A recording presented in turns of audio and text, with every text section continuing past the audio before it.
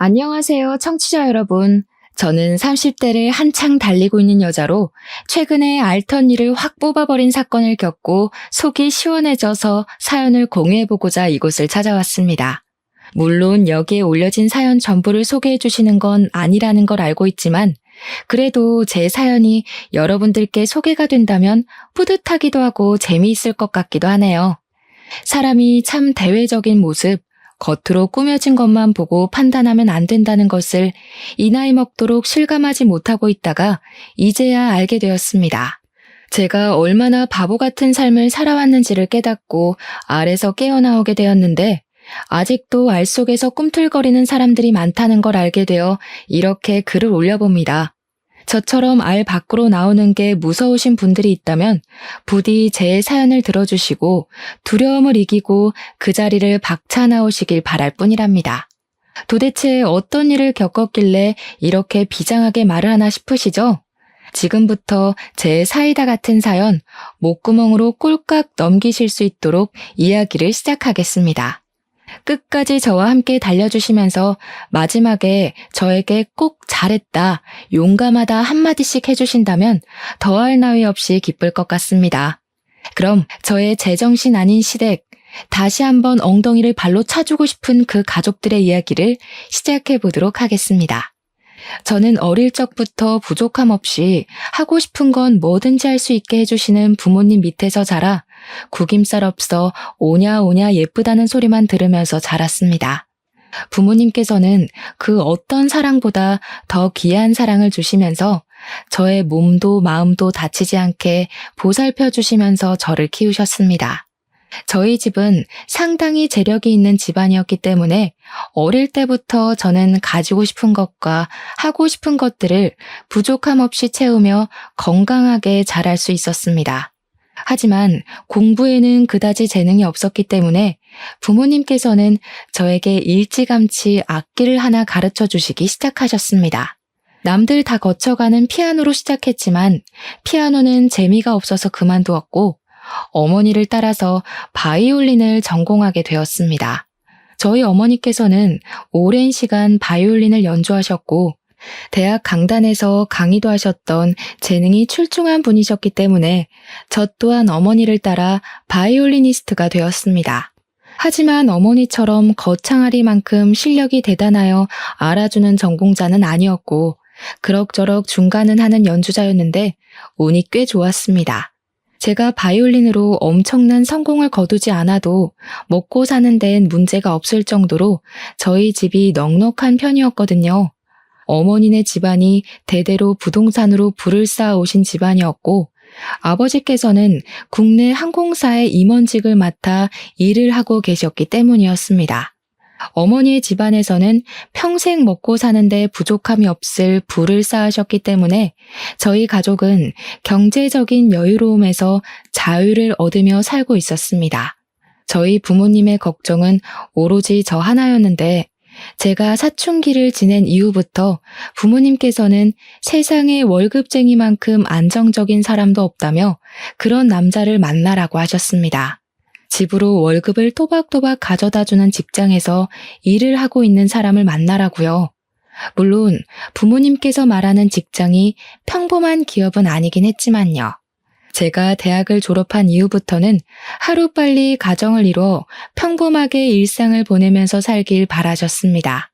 제가 그렇게 모험적인 성격은 아님에도 불구하고 부모님 눈에는 평생 제가 어린아이로만 보이는지 든든한 남자를 만나서 부족함 없이 살길 바라셨습니다.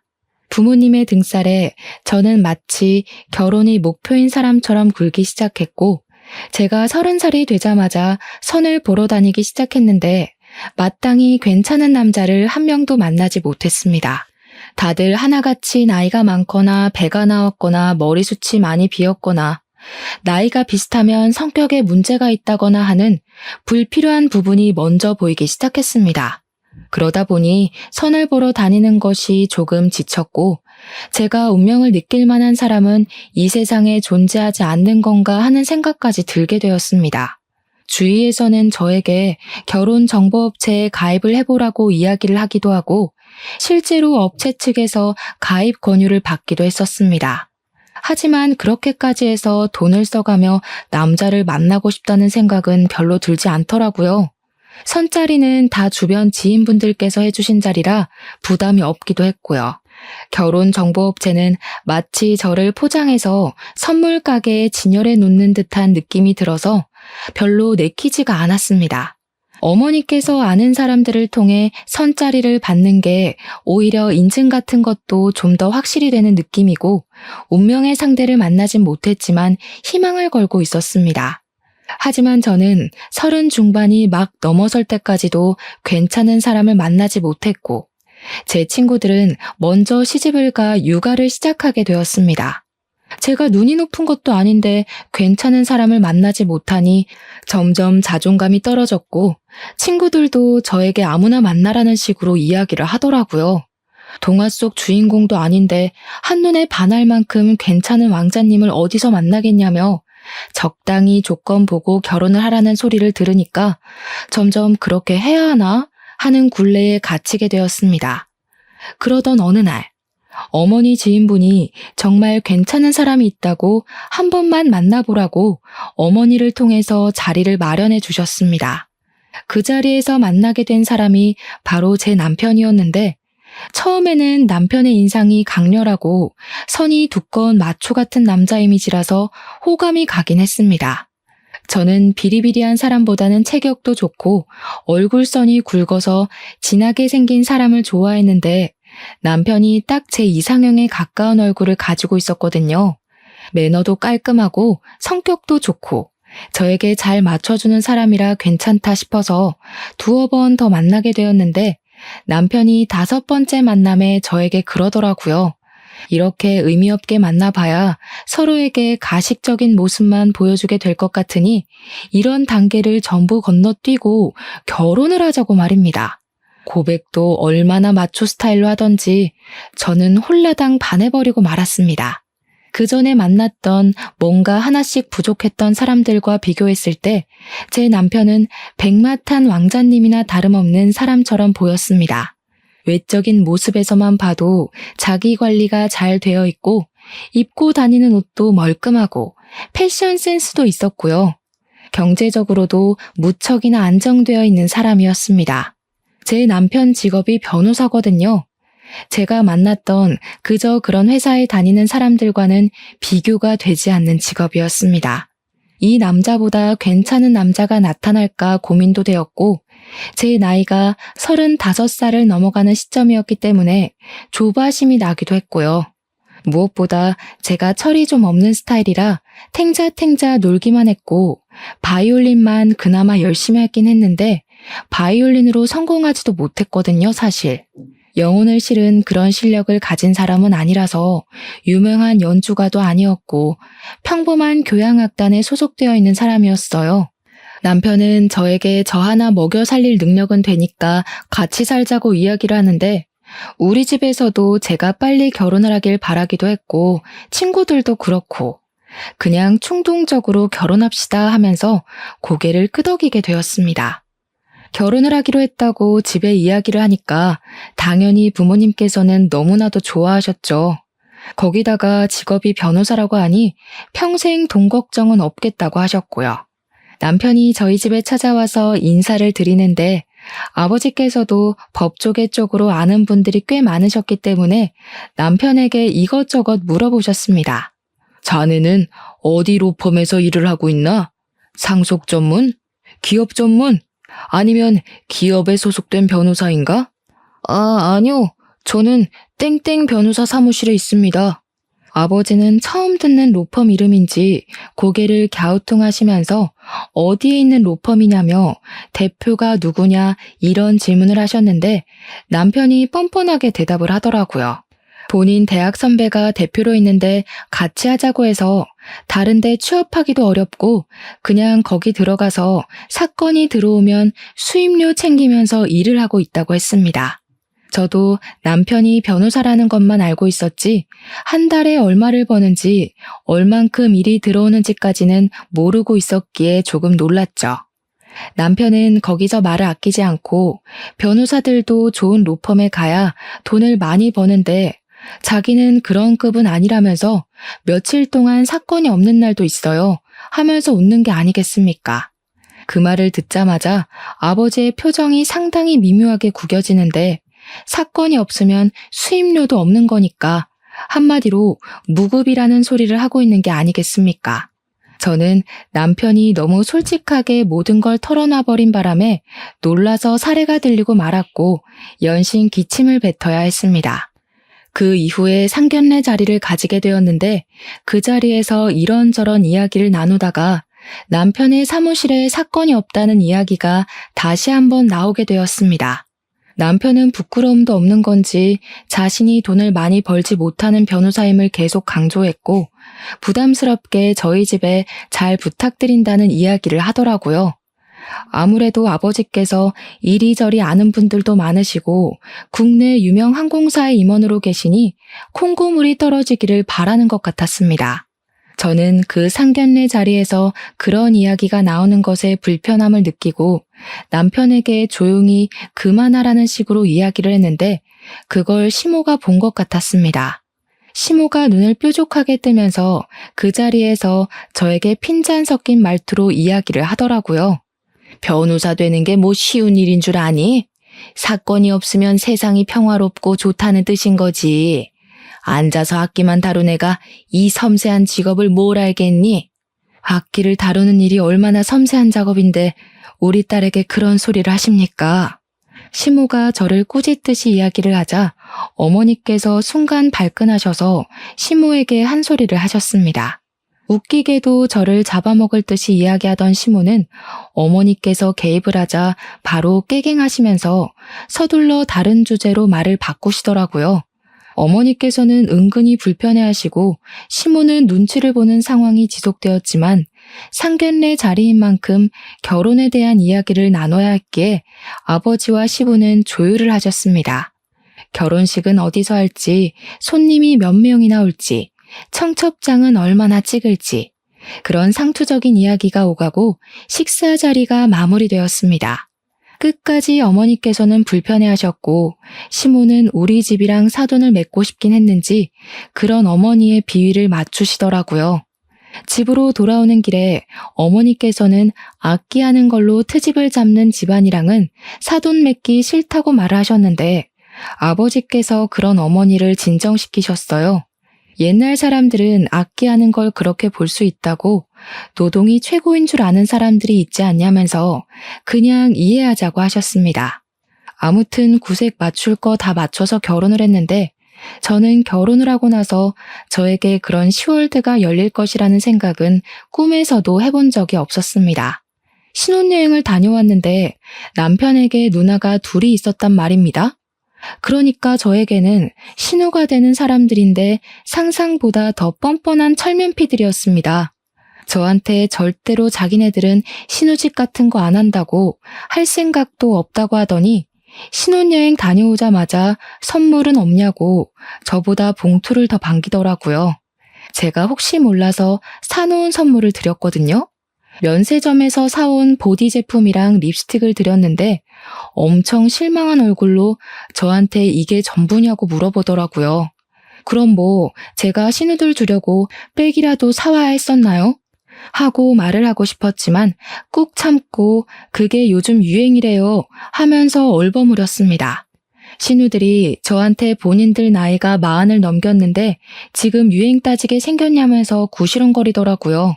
자기들 나이에는 비싼 게 최고인데 하면서 둘이 손발이 어찌나 척척 잘도 맞던지 저한테 뭐라 할 때만큼은 절친 같았습니다. 시자 노릇 같은 거 안 할 거라고 하더니 안 하기는 개뿔이죠.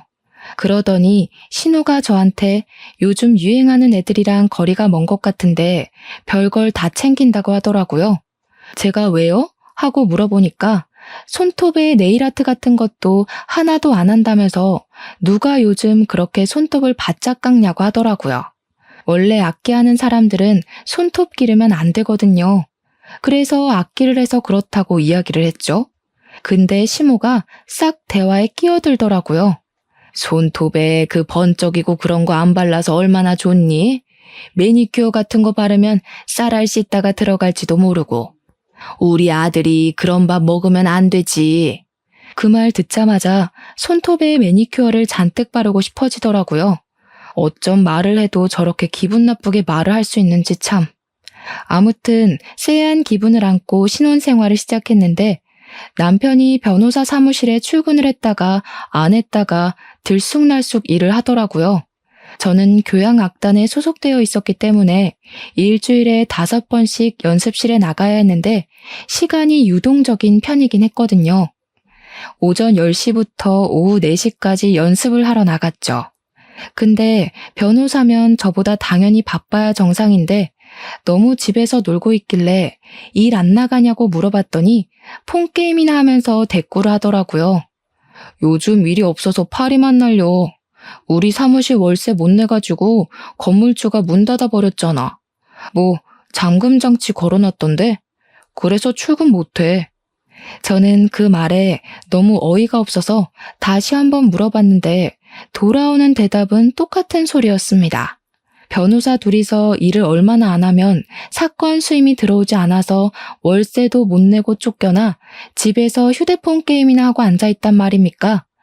변호사식이나 되어서 그런 일도 법으로 어떻게 못한다는 게 너무 바보 같고요. 물론 월세를 못 낸 게 저 사람이니까 뭐라고 해도 어쩔 수 없는 일이지만요. 진짜 빚 좋은 개살구라는 말이 딱 우리 남편에게 어울리는 말이지 않겠습니까? 저한테 슬쩍 눈치를 보면서 장인어른한테 말 좀 해주면 안 되나 하더라고요. 한마디로 월세를 우리 아버지 보고 대신 내달라고 부탁이라도 드리고 싶다는 소리였습니다. 월세를 내야 자기들도 사건 수임을 받지 않겠냐면서요. 결혼한 지 3개월밖에 되지 않았는데 돈 타령을 하니까 저도 너무 당황스러워서 아버지에게 말을 해야 하나 말아야 하나 고민을 하다가 부탁을 드렸습니다. 그러니까 아버지께서 화들짝 놀라시면서 월세를 못 낼 정도로 사건 수임이 안 되는 사무실이냐고 차라리 국선을 하라고 하지 하시는 거예요. 남편에게 이야기를 하니까 머리를 벅벅 긁으면서 국선도 나쁘진 않은데 인식이라는 게 있지 않겠냐고 말을 하더라고요. 국선 변호사 하면 약간 공짜 변호사 같은 느낌이 있잖아. 나중에 수임료도 후려치기 당한다고 뜬 소문도 많고. 당장 월세도 못 내는 주제에 이거저거 따지는 꼴이 한심해 죽겠더라고요. 아무튼 아버지께서 도와주신 덕분에 다시 사무실 운영을 시작했습니다. 그러고 나서 어버이날이 되어서 시댁에서 밥이나 먹자고 하시길래 남편이랑 같이 시부를 모시고 식당을 갔는데 시모의 표정이 엄청 언짢아 보이는 겁니다. 왜 그런가 저도 눈치만 살살 보고 있었는데 제가 선뜻 시모에게 말을 걸지 않자 시모가 먼저 이야기를 하더라고요. 며느리식이나 되어서 일찍 와서 식사를 차려줄 생각은 안 하고 밖에서 사 먹을 생각밖에 안 하니? 우리 아들이 벌어온 돈을 그렇게 물쓰듯이 쓰는 거야? 아니, 제가 무슨 남편 월급으로 사치를 하고 있으면 할 말이 당연히 없겠지만 저희 집에서 남편 사무실 밀린 월세까지 갚아준 마당에 그게 무슨 소리랍니까? 제가 어이가 없어서 입을 떡 벌렸죠. 거기다가 이 비싼 곳에서 밥을 먹게 된 이유가 시부가 밖에서 비싼 밥 먹고 싶다고 노래를 부르셔서 예약까지 해서 온 것이었습니다. 제가 원해서 온 것도 일방적으로 정한 것도 아닌데 시모가 다 제가 게을러서 밥 차리기 싫어서 여기 온 거라고 치부해버리니까 서운하더라고요. 저도 입이 뚫려 있는데 삼키는 건 아니다 싶어서 시부가 여기 오고 싶다고 노래를 불러서 온 거라고 톡 쏘아붙였죠. 그러니 시모가 저한테 자기는 며느리가 차려준 밥이 먹고 싶다고 하시는 겁니다. 그때 우연치 않게 시간이 맞아 늘러붙은 신우가 그러더라고요. 엄마, 무슨 말을 그렇게 해? 올케가 형석이네 사무실 월세도 냈다고 하던데. 엄마가 이러면 형석이한테 좋을 거 하나도 없어. 웬일로 첫째 신우가 제 편을 들어주면서 이야기를 하는데 괜히 고맙고 그렇더라고요. 하지만 이 모든 것이 사건의 빌드업이 될 거라고는 상상도 하지 못했죠. 불편한 식사 자리가 끝나고 집에 가려는데 첫째 신우가 저를 붙잡더라고요. 올케네 아버지가 국내 항공사 임원이라고 하셨지? 내가 다른 건 아니고 이번에 우리 시댁이랑 같이 해외여행을 가거든.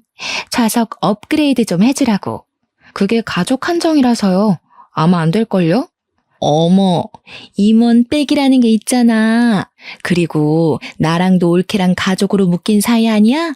부탁 좀 할게. 전부 다 꿍꿍이가 있어서 제 편을 들어주는 척했던 것이었습니다. 저는 이건 아니다 싶어서 안 될 것 같다고 우리 아버지께서 부탁을 한다 해도 규정이라는 게 있다고 말을 했습니다. 보통 저 정도로 말을 하면 다들 포기를 하고 알겠다고 하는데 신우는 정말 끈질기게 말을 하더라고요. 그럼 어떡해? 내가 시댁에 이미 다 자랑해놓고 비즈니스 좌석에 모시겠다고 했는데. 그럼 올케가 사비 들여서 업그레이드 해줘. 나도 체면이라는 게 있는데 이게 다 올케 탓이잖아. 아니 신우, 이런 식으로 일방적으로 통보를 하는 법이 어디 있어요. 저한테 물어보고 하신 것도 아니고. 제가 왜 사비를 써서 신우 시댁 자리를 업그레이드 해드려요?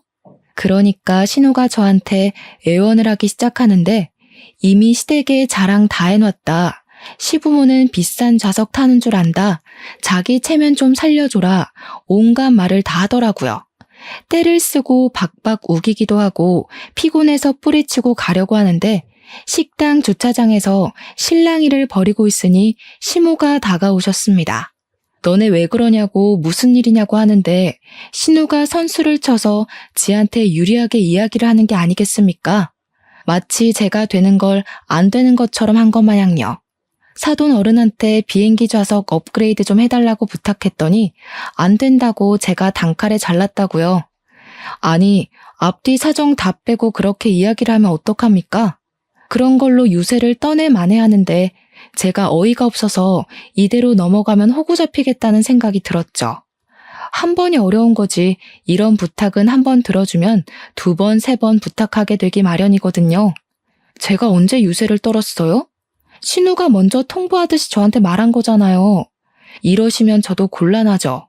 그러니까 시모가 혀를 끌끌 차면서 임원이라고 우스대더니 이런 거 하나 못 해주는 거냐고 시댁 부탁이면 자다가도 일어나서 해줘야 하는 거 아니냐고 하더라고요. 그 말에 진짜 사상이 엿보이고 저희 집을 무시하는 처사라는 게 느껴져서 저도 발끈했습니다.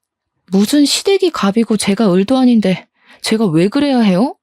부부는 평등한 관계예요, 어머님. 그러니까 시모가 제 등짝을 찰싹 소리가 나게 치더니 남자랑 여자랑 어떻게 같을 수가 있냐고 하는 게 아니겠습니까? 억울하면 남자로 태어나래요. 그걸 옆에서 지켜보는 남편은 꿀먹은 벙어리가 되어서 딴청이나 부리고 휴대폰이나 보고 있고요. 배신감까지 느껴지더라고요. 바짝 고개 숙이고 부탁을 해도 모자랄 판에 당당하게 나오니까 진짜 해주기 싫더라고요. 저는 이런 부탁 못 들어드립니다. 저희 아버지는 공정하게 회사일을 하시는 분이에요. 회사에도 규율이라는 게 있습니다. 그럼 어떡해? 나 이미 시댁에 설레발이란 설레발은 다 쳐놨는데 돈도 없단 말이야. 제가 발을 동동 구르는 신우를 보고 남편 옆구리를 쿡 찌르니까 그제야 신우한테 미리미리 말을 해줬어야지 장인한테 부탁하기 어렵다고 하며 한마디 거들더라고요. 그러자 시모가 눈을 세모나게 뜨면서 장인어른이 그깟 월세 한번 내줬다고 눈치라도 주는 거냐면서 남편에게 다그치듯이 이야기를 하는데 가관이었습니다. 본인은 그깟 월세 한번 도와준 적 없으면서 말은 똑바로 해야지. 도와준 사람은 전데 왜 욕을 먹는 것도 제가 되어야 하는지 이해를 할 수가 없었습니다. 남편이 제 표정이 점점 굳어지니까 그런 거 아니라고 그냥 그런 부탁을 한다는 것 자체가 어려운 거라고 하더니 저한테 집에 가자고 하더라고요. 남편도 더 이상 이야기를 해봐야 좋을 게 없다고 판단을 한 건지 자리를 서둘러서 정리하려고 했습니다. 차에 타서 집으로 오는 내내 제 표정이 한껏 구겨져 있었는데 남편은 눈치까지 밥 말아먹은 건지 나 잘했지? 이러고 있더라고요. 그러면서 자기도 할 만큼 했으니까 저한테 아버지한테 부탁이라도 한번 해보라고 만약 비즈니스로 업그레이드 되면 서로 좋은 거 아니냐고 하더라고요. 저는 욕만 먹었는데 도대체 서로 좋은 거라는 소리는 어디서 나오는 건지 남편한테도 아버지께 그런 부탁드리는 거 눈치 보이고 싫다고 했더니 남편이 입을 다물더라고요. 그런데 며칠 뒤에 아버지에게 먼저 연락이 와서는 저에게 항공권 예약 번호를 알려달라고 하시는 게 아니겠습니까? 무슨 소리냐고 되물었더니 아버지가 그러시더라고요. 사위가 연락 와서는 신혼에 가족여행 가는 거 좌석 업그레이드 좀 해달라고 하던데? 그 정신 나간 인간이 저희 아버지께 자기가 연락을 해서 좌석을 업그레이드 해달라고 한 것이었습니다. 염치도 없게 말입니다. 제가 속상해 죽겠다고 아버지는 왜 그거 해주신다고 해가지고 나를 더 화나게 만드냐고 했더니 아버지께서 껄껄 웃으시는 겁니다. 좋은 게 좋은 거 아니겠냐고. 시댁 눈치 보는 거보다야 그냥 한번 해주는 게 낫다는 식으로 말씀을 하셨습니다. 결국에는 신우한테 항공권 예약 번호를 알려달라고 연락을 했더니 저한테 뭐라고 씨부리는지 아십니까? 어차피 이렇게 해줄 거면서 그때는 왜 기분 상하게 안 된다고 한 거야? 앞으로는 부탁하면 바로바로 좀 해줘. 알았지? 비행기 티켓을 그냥 취소시켜버릴까 고민을 하다가 신우 시부모로 보이는 사람 2좌석만 업그레이드를 해버렸습니다. 원래 직원 할인이니 업그레이드니 직계 가족만 가능한 거고 아버지 백으로 임의로 업그레이드하는 건데 그 식구들 전부 다 해줄 수는 없었습니다. 그러니까 여행에 다녀와서 신우가 저한테 쪽팔려 죽는 줄 알았다고 난리 법석을 떠는 게 아니겠습니까? 자기들도 당연히 비즈니스 좌석 해줄 줄 알고 한껏 으스댔는데 시부모 자리 2개만 해줄 수 있냐고 하면서 그렇게 안 받는데 올케 뒤끝 대박이라고 하더라고요. 해준 걸 감사하게 생각할 줄도 모르고 말입니다. 좌석값만 2배 차이가 나는데요. 그러면서 면세에서 제 선물 하나를 안 사온 거 있죠? 아니, 우리 아버지께서 좌석 업그레이드를 규정까지 어겨가며 해주신 건데 빈손이 말이나 되냐고요. 적어도 우리 아버지 선물로 양주 한 병 정도는 사와야 하는 거 아니냐고 남편에게 불이 나게 따졌습니다. 그러니까 남편이 속 터지게 장인어른 부자잖아. 양주값이 한두 푼도 아닌데 부담됐나 봐 하는 거예요. 우리 아버지 덕분에 비행기 좌석값 절약했으면 당연히 그런 성의는 보여야 하는 거 아니냐고 했더니 지네 누나가 그럴 돈이 있었으면 돈 주고 비즈니스 끊고 가지 않았겠네요. 그러면서 장인어른도 치사하다고 누나 좌석까지 업그레이드 해주지 이러고 있는 거예요. 진짜 상식이라는 게 없는 사람인가 싶었습니다. 그 이후에는 한동안 또 조용하게 잘 지내고 있었습니다. 조용할 땐 그렇게 평화롭고 행복할 수가 없어요. 하지만 간혹 가다가 시모가 연락해서는 우리 아들 밥은 잘 챙겨주고 있는 거 맞냐? 빨래는 제대로 해주고 있냐? 옷은 꼭 다려줘라 할 때마다 속이 뒤집어지곤 했습니다. 꼭 끝에는 우리 아들이 무려 변호사씩이나 되는데 잘 모시고 살아라 하면서 끊으시거든요. 월세도 못 내는 변호사인데도요. 그렇게 결혼한 지 8개월 차가 되었을 때 차를 받게 되었습니다. 그 차가 무슨 차냐면요. 우리 아버지께서 남편이 국산 중고차를 타는 거 보고 이제 우리 집 식구가 됐고 변호사인데 결혼 선물로 차 한 대를 사주고 싶다고 하셔서 구매한 겁니다. 무려 외제차를 일시불로 턱하니 사서 주셨고 물론 명의는 제 명의지만 남편이 출퇴근할 때 타고 다니라면서 사주신 차였습니다. 차를 받았으니 보험을 가입하는데 제가 운전자 부부 특약을 넣으려고 했었거든요. 제 명의라서 보험자 명의는 저여야만 하고 남편이 타고 다닐 차니 부부 특약이 딱이다 생각했죠. 그런데 남편이 굳이 모든 운전자가 가능한 비싼 보험을 들으라고 하는 게 아니겠습니까? 이해가 안 가서 왜 그래야 하냐고 물어봤습니다. 아니, 내가 외제차를 결혼 선물로 받았다고 자랑을 했더니 우리 둘째 누나가 타보고 싶다고 난리를 치잖아. 우리 아빠가 사준 차를 왜 둘째 신우가 타보고 싶어 해? 그럼 조수석에 태워. 운전을 시킬 필요가 있어? 우리 누나 차 봤지? 엄청 오래된 경차잖아. 가끔 놀러 갈 때 기분 내고 싶다고 차 좀 빌려달라고 하길래 알겠다고 했거든. 이게 네 차야? 우리 아빠가 내 명의로 사준 차야. 너 출퇴근할 때 쓰라고 사준 차지만 내 명의 내 차라고. 그래, 말 잘했다. 장인어른이 나랑 결혼했다고 나 타라고 사준 차잖아. 나 타라고. 너 진짜 돈 가지고 사람 치졸하게 만드는 구석이 있다? 당신이야말로 너무한 거 아니야? 어떻게 새 차가 나오자마자 신우를 빌려준 애 만에 그런 소리를 할 수가 있어. 당신 출퇴근할 때 기살라고 사준 차라고. 신우들한테 빌려주지 말고 절대로 난 싫으니까 보험은 내가 알아서 들 거야. 알겠어?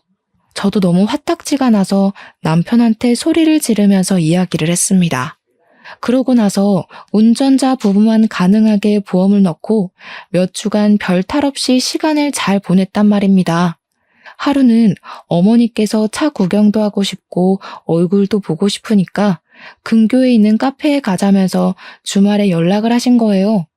저랑 남편이랑 둘 다 같이 나오라고 맛있는 거 먹고 기분도 내자고 하면서 시간 약속을 잡으시길래 남편한테 이야기를 했습니다. 어머니께서 나오라고 하니까 준비하라고 했더니 남편이 엄청나게 당황하면서 오늘? 지금? 당장? 갑자기 이러면 어떡해? 하는 겁니다. 왜 그러냐고 어차피 오늘 일정도 없고 집에서 그냥 놀고 먹는 거보다 밖에 나가서 바람 쐬는 게 좋지 않겠냐고 했더니 남편이 제 눈치를 보더라고요. 밖에 나가기 귀찮은데 그냥 쉬고 싶은데 하면서 뭉구적 거리는데 빨리 옷 입고 나오라고 차 키 내놓으라고 시동 걸고 기다리겠다고 했습니다. 그러자 남편이 딴청을 부리기 시작하는데 느낌이 진짜 쎄하게 들더라고요. 차 키 어디 있냐고 제 차 물어보는데 대답을 하지 않길래 설마 신우한테 빌려준 거냐고 물어보니까 남편이 그러더라고요. 누나가 조카들이랑 조카 친구 가족이랑 놀러를 가는데 차 좀 빌려달라고 하는데 그럼 어떡해? 짐도 워낙 많고 또 경차라서 고속도로 달리기가 위험하다고 하는데 조카들 사고라도 나면 큰일이잖아. 네가 책임질 것도 아니고. 도대체 내가 책임을 왜 져야 하니? 그러면서 부부싸움을 제대로 하게 되었습니다. 너무 염치 없다. 보험은 어떻게 한 거냐? 왜 나한테 상의 한마디도 없이 그런 짓을 하는 거냐고. 나를 우습게 보는 거냐고 소리를 꽥꽥 지르면서요. 남편도 할 말이 없고 자기 자존심은 상하니까 저한테 친정 식구들을 만나든 말든 마음대로 하라면서 방문을 쾅 닫고 들어가는 게 아니겠습니까? 결국 저는 너무 짜증나서 아버지께 전화를 걸어서 저를 좀 데리러 와달라고 부탁을 드렸습니다. 제가 짜증나서 정신 나가겠다고 막 울어대니까 부모님이 저 데리고 드라이브를 시켜주셨어요. 그리고 그 자리에서 모든 이야기를 털어놓았습니다. 어머니께서는 정말 경우 없는 집안이 아닐 수가 없다면서 날이 갈수록 마음에 드는 구석이 없다고 화를 씩씩 내셨고 아버지는 아무 말씀도 없으셨습니다. 결혼한 지 1년도 채 되지 않은 시점에 이런 일이 생기니까 저도 너무 속상했습니다. 그런데 진짜 더 짜증이 나는 건 첫째 신우고 둘째 신우고 둘 다 염치는 밥 말아먹은 문외한이라는 점이었습니다. 둘째 신우가 차 빌려가는 거 말고는 다른 문제가 없었기에 그나마 정상인가 싶었는데 그것도 아니더라고요.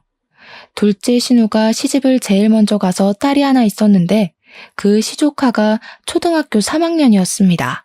저한테 악기를 배웠으면 좋겠다고 하면서 저에게 자기 딸이 잘하는 악기를 찾아달라는 게 아니겠습니까?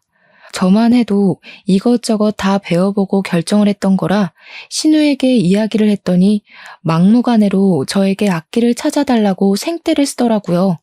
시조카가 뭘 잘할지 제가 어떻게 알겠냐고 하면서 저도 바이올린 말고 다른 악기는 다룰 줄 모른다고 거절을 했더니 글쎄 저에게 교향악단에 한번 데려가 주래요.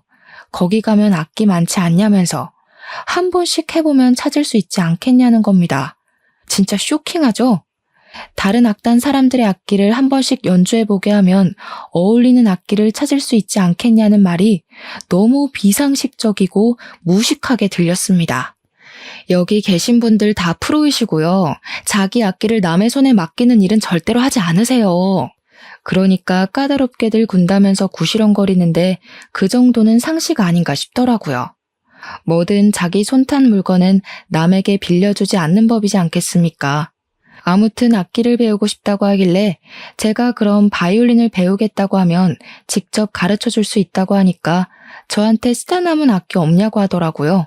악기값이 비싸서 얼마나 배울지도 모르는데 돈 주고 사기가 아깝다고 그래서 제가 그냥 딱 잘라서 말을 했습니다. 돈 걱정하실 거면 악기는 하지 않는 게 좋겠다고요. 유지비에 레슨비에 악기값에 돈 엄청 깨지는 일이라고 말입니다. 그 이후에 돈이 많이 든다는 말에 오기가 생긴 건지 뭔지 저한테 음악 쪽 일을 시키고 싶은데 싸게 후려칠 수 있는 방법 좀 알려달라고 둘째 신우가 쪼아대고 첫째 신우는 둘째 신우만 차 빌려주냐고 본인들도 빌려달라고 닥달을 하고 거기다가 시모는 자기 아들이 왜 이리 말랐냐면서 변호사 마누라씩이나 됐으면 사건을 좀 턱턱 물어와야 하는 거 아니냐면서 제정신 아닌 소리를 아무렇지 않게 하더라고요. 결혼한 지 1년쯤 되었을 때 저는 빠질 데도 없는 살이 5kg나 빠져 있었습니다. 보다 못한 우리 어머니께서 이혼하고 다시 집으로 돌아오라고 하셨고요. 제가 교행 악단 정기 공연을 준비하는데 계속 전화해서 방해하고 일을 시키려고 하고 마음에 안 드는 티를 팍팍 내니까 너무 지쳐버린 거죠. 남편이 중재라도 하면 다행인데 계속 우리 가족한테 그것도 못해줘? 이 말만 반복하고요. 참는 자에게 복이 있다고 정말 제대로 기가 막히게 복수를 하면서 새 인생 찾아갈 기회가 생겼습니다. 저희 결혼 1주년 기념일쯤 시부모님 결혼 40주년이랑 겹치는 바람에 온 가족이 해외여행을 가자고 말이 나온 겁니다. 당연히 저에게 온 가족 좌석을 비즈니스로 업그레이드 해오라며 항공권 구매까지도 저에게 해달라고 하더라고요. 뿐만 아니라 호텔도 예약해라, 일정도 쪄놔라. 전부 다 최고급으로 해오라고 하는데 돈은 한 푼도 안 주더라고요. 제 돈으로 다 예약하라고 자기들은 몸만 가겠다는 거죠. 열받아서 부모님께 이야기하고 이혼하겠다고 하니까 어머니께서 곱게 이혼해주면 안 된다고 판을 짜기 시작하셨습니다. 비행기는 편도로만 끊어놓고 좌석도 날개 쪽 좌석으로 제일 시끄럽고 풍경도 안 보이는 곳으로 구매를 했습니다. 호텔도 엄청 고급스러운 호화 호텔 옆에 딸린 허름한 2성급 비즈니스 호텔로 잡았는데 모텔보다 못한 수준이더라고요. 여행 준비는 제가 하겠다며 시댁에 떵떵 큰 소리를 쳐놓고 고급 호텔에 비즈니스 좌석을 끊어놓은 것처럼 뻥까지 쳤습니다. 그리고 여행 당일에 공항에 모여서 출국 심사를 하는데 제가 일부러 유효기간이 만료된 옛날 여권을 들고 갔습니다. 당연히 심사에서 걸리게 되었고 저는 만료된 여권으로는 비행기를 탈 수 없다고 쫓겨나게 되었습니다. 시댁 식구들이 다들 한 소리씩 하는데 웃음을 꾹 참고 집에 새 여권 있으니 다음 비행기를 타고 가겠다고 먼저 들어가 계시라고 이야기를 했습니다. 우리 면세 쇼핑하기로 했잖아. 나 카드 없는데. 카드 줘. 저는 고분고분하게 미리 전날 정지시켜 놓은 신용카드와 해외 나가서 밥 사 먹고 있으라며 선불 카드를 남편 손에 쥐어주었습니다. 비행기 타러 들어가는 걸 배웅하자마자 바로 변호사 사무실로 달려가서 이혼 소송을 시작했고요. 면세 쇼핑 중인 건지 남편이 전화가 와서는 카드가 안 긁힌다고 뭔가 잘못된 것 같다고 하길래 놀란 척하면서 알아보겠다고 연기를 했습니다. 정지된 카드로 뜬다고 호들갑을 떨길래 일단 당신 카드든 신호카드든 아무거나 긁으라고 이야기를 하면서 막 달래주었죠. 웃음 참느라 혼났네요. 그러더니 2시간 뒤에 전화가 와서는 이번에는 비행기 좌석이 이상하다고 하는 겁니다. 비즈니스 좌석이 아니라 일반석, 그것도 날개 쪽으로 배정을 받았다면서 빨리 장인어른에게 연락을 해보라고 하더라고요. 10분 뒤에 아무렇지 않게 연기를 하면서 남편에게 전화를 걸었습니다. 어떡하지? 비즈니스 좌석을 산 사람들이 많아서 우리처럼 공짜로 타려는 사람들은 뒤로 밀려서 일반석에 배정을 받게 된 거래. 다들 구시렁거리는 소리가 전화기 너머로 들리더라고요. 진짜 얼마나 웃기던지 눈물까지 났습니다. 저는 숙소는 땡땡 호텔로 찾아가면 된다고 마지막 피날레까지 전해준 뒤 이혼 소장을 접수하고 짐도 전부 친정으로 옮겨버렸습니다. 포장이사까지 미리 예약해서 처리하니 편하더라고요. 그리고 나니까 새벽 2시쯤 해외에 도착한 남편에게서 다시 한번 전화가 걸려왔습니다. 진짜 이거 왜 이래? 호텔에 왔더니 예약 내역이 없대. 일단 우리 밥 먹으러 왔어. 그래? 그럼 그 호텔 옆에 보면 진짜 작고 허름한 호텔이 하나 있을 거야. 거기 가봐. 예약된 거 있을걸? 뭐라고? 제정신이야? 그 옆에 다 쓰러져가는 폐가 같은 저 건물이라고? 엄마, 일단 이 카드로 밥값부터 계산해봐. 그러면서 자기들끼리 우왕좌왕하는데 시모는 이 카드 안 긁힌다는 것 같은데 얘 뭐라는 거냐 하는 소리가 막 들리더라고요. 말도 안 통하는데 되는 일이 하나도 없다면서 시부모의 남편의 신혼의 가족들까지 전부 난리가 나는 소리를 전해 들었습니다. 다들 영어 한마디를 제대로 하는 사람이 없는 건지 계속 의사소통이 안 된다고 불평을 하길래 제가 친절하게 설명을 해주기로 마음먹었죠. 빈대처럼 들러붙는 당신네 가족들 전부 쫓아내기로 했어. 집 정리도 다 했고. 이혼 소장 보냈으니까 한국 돌아오면 확인해. 여권 일부러 만료된 거 들고 갔는데 눈치 못 채더라? 표지색이 다른데. 그리고 비행기? 내가 정신 나갔다고 10명짜리를 전부 비즈니스로 끊니? 너네 가족 염치 없다. 호텔도 나보고 방 4개를 잡으라고? 허름한 모텔로 1박만 예약 잡았으니까 내일부터는 호텔도 알아보도록 해. 아, 맞다. 면세점에서 쓰라고 준 카드는 정지된 카드니까 버리고 선불 카드에는 특별히 10만 원 넣어왔으니까 맛있는 거 사 먹어. 돌아오는 비행기 티켓도 알아서 끊어서 와. 그랬더니 야 난리가 났더라고요. 바로 전화 끊어버리고 무음으로 돌려뒀습니다. 제가 전화를 받지 않으니 문자로 욕을 보냈다가 돈 좀 빌려달랬다가 미안하다고 했다가 또 욕을 하다가 무슨 모노드라마 보는 줄 알았습니다. 그 사달이 난 지 딱 3일이 지나서 친정집으로 시부모와 남편이 찾아왔더라고요. 우리 부모님께서 태연하게 무슨 일이냐 하니 시모가 씩씩거리면서 저 못 배워 처먹은 이러는데 우리 어머니께서 남편의 뺨을 제대로 치셨습니다. 뭐? 못 배워 처먹어? 누가? 내 딸이? 어디 빈대 같은 거지 새끼들이랑 사돈을 맺어가지고 여기 와서 난리 그만 피우고 이혼 소송 준비나 잘하셔. 위자료며 뭐며 우리 변호사가 최고액으로 때릴 테니까. 이번 여행에서 돈 좀 썼을 텐데 준비 잘하라고. 그러고는 소금 어딨냐 하길래 제가 굵은 소금 한 포대기를 드리니 그걸 전부 시부모와 남편에게 쏟아 부으시더라고요. 시모가 악소리 한번 못 내고 쫓겨나고 나서는 문 앞에서 고래고래 소리를 지르면서 문 열어 죽여버릴 거야 하면서 한 30분을 안 가고 버티더라고요. 결국 옆집에서 시끄럽다고 경찰에 신고를 했고 출동한 경찰이 시부모와 남편을 잡아갔습니다. 그 이후에 남편은 이건 아니다 싶었는지 찾아와서 빌고 연습실까지 쫓아오고 했는데 그때마다 경찰을 부르고 스토커로 신고를 넣었습니다. 그게 누적이 되니까 이혼 소송에서도 유리하게 작용을 하더라고요. 저는 소송을 시작한 지 4개월 만에 이혼을 했고 위자료도 1,500만 원을 받게 되었습니다. 제가 시댁에 쏟아부은 돈에 비하면 얼마 안 되는 돈처럼 보이긴 하지만 그래도 해치워서 속이 얼마나 시원한지 모릅니다. 이혼한 지 지금은 8개월 정도 지났는데 전 남편은 그때 해외에 나가느라 쓴 카드값을 갚아내느라 난리도 아니라고 하더라고요. 사건이 잘 잡히지 않은 탓에 국선 변호사 자리에 들어가고 싶다고 난리를 친다던데 신호들이고 시댁이고 서로 나몰라라 하고 덤터기를 다 전 남편에게 씌웠대요. 그리고 저한테 돈 좀 빌려줄 수 있냐고 연락이 왔는데 말이죠. 제가 정신 나간 것도 아니고 빌려주겠나요? 바로 차단부터 넣었습니다. 전전긍긍하는 모습을 보니 웃겨 죽겠더라고요. 이래서 수준 차이가 나는 사람을 만나면 안 된다는 걸 깨닫게 되었습니다.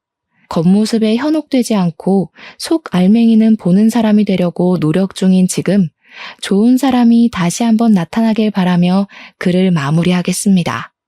길었던 제 사연 들어주신 여러분 정말로 감사합니다.